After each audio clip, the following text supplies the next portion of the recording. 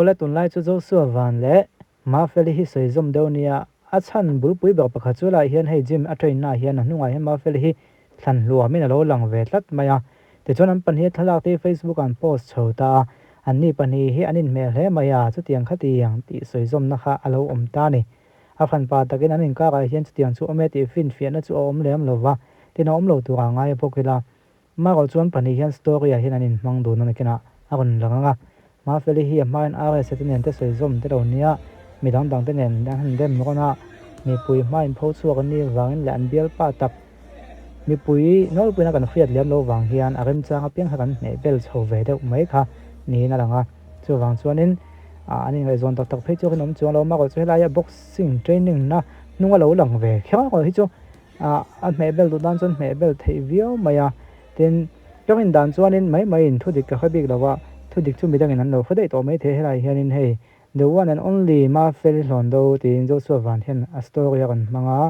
ti chuanin khamia kha Mafeli hian mang chong vele thank you for everything lo ti vele ta enga mota ka inpui ton na le intram pui ton na te pon lo nei ni mai theya chung chu kan kha ve vek lawa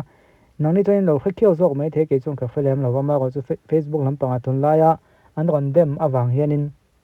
ka han ena ka han hai do mai ni ya hian story ten lo in mang dun reng mai a ti de kha kan muta ni chu empon se in ngai zong khang lo wang ti chu mi pa ngai chin chung kan kha thiam ome